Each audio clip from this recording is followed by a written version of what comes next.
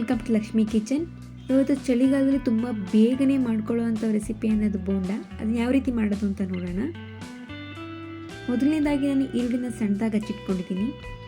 ಅದ್ರ ಜೊತೆಗೆ ಸ್ವಲ್ಪ ಕರಿಬೇವು, ಸ್ವಲ್ಪ ಕೊತ್ತಂಬರಿ ಸೊಪ್ಪು, ಸಬ್ಸಿಗೆ ಸೊಪ್ಪು 1 ಕಪ್ ಆಗೋಷ್ಟು, ಹಸಿಮೆಣಸಿನ್ಕಾಯಿ 1 ಕಪ್ ಆಗೋಷ್ಟು ಕಡಲೆ ಹಿಟ್ಟು, ಒಂದು ಸ್ವಲ್ಪ ಅಕ್ಕಿ ಹಿಟ್ಟು, ಸ್ವಲ್ಪ ಜೀರಿಗೆ, ಒಂದು ಸ್ವಲ್ಪ ಅರಿಶಿಣ, ಒಂದು ಸ್ವಲ್ಪ ಸೋಡಾನ ತೊಗೊಂಡಿದ್ದೀನಿ. ಇವಾಗ ರುಚಿಗೆ ತಕ್ಕಷ್ಟು ಉಪ್ಪನ್ನ ಹಾಕೋತಾ ಇದ್ದೀನಿ.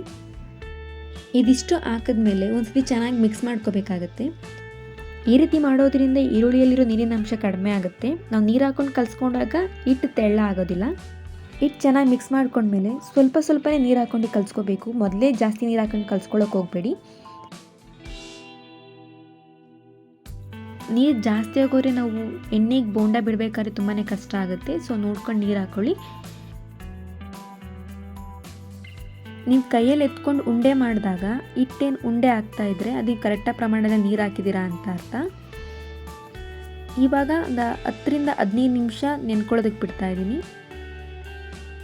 ಇವಾಗ ಒಂದು ಪ್ಯಾನ್ಗೆ ಎಣ್ಣೆ ಕಾಯೋದಕ್ಕೆ ಇಟ್ಕೊತಾ ಇದ್ದೀನಿ.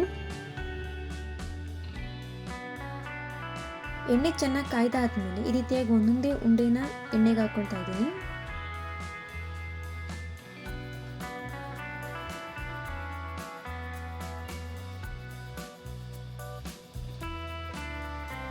ಇವಾಗ ಒಂದು ಕಡೆಯಿಂದ ಇನ್ನೊಂದು ಕಡೆ ತಿರುಗಿಸ್ಕೊಂಡು ಬೇಯಿಸ್ಕೊತಾ ಇದ್ದೀನಿ. ಈ ರೀತಿ ಬೇಯಿಸ್ಕೋಬೇಕಾದ್ರೆ ಗ್ಯಾಸ್ ಮೀಡಿಯಂ ಫ್ಲೇಮ್ ಇಟ್ಕೊಂಡು ಬೇಯಿಸ್ಕೊಳ್ಳಿ. ಹೈ ಫ್ಲೇಮಲ್ಲಿ ಇಟ್ಟರೆ ಮೇಲ್ಗಡೆ ಕಪ್ಪಾಗುತ್ತೆ, ಒಳಗಡೆ ಬೆಂದಿರೋದಿಲ್ಲ.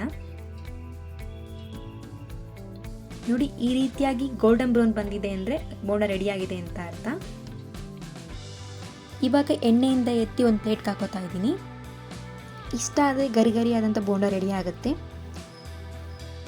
ನೋಡೋದಲ್ಲ ಯಾವ ರೀತಿಯಾಗಿ ತುಂಬ ಸಿಂಪಲ್ಲಾಗಿ ತುಂಬ ಟೇಸ್ಟಿಯಾಗಿ ಯಾವ ರೀತಿ ಬೋಂಡ ಮಾಡೋದು ಅಂತ ನೋಡಿದ್ವಿ. ಈ ವಿಡಿಯೋ ನಿಮ್ಗೆ ಇಷ್ಟ ಆಗಿದ್ದರೆ ಲೈಕ್ ಮಾಡಿ, ಶೇರ್ ಮಾಡಿ, ಕಮೆಂಟ್ ಮಾಡಿ. ಇನ್ನಷ್ಟು ಹೆಚ್ಚಿನ ವಿಡಿಯೋಗೆ ನಮ್ಮ ಚಾನಲ್ನ ಸಬ್ಸ್ಕ್ರೈಬ್ ಮಾಡಿ. Thank you for watching.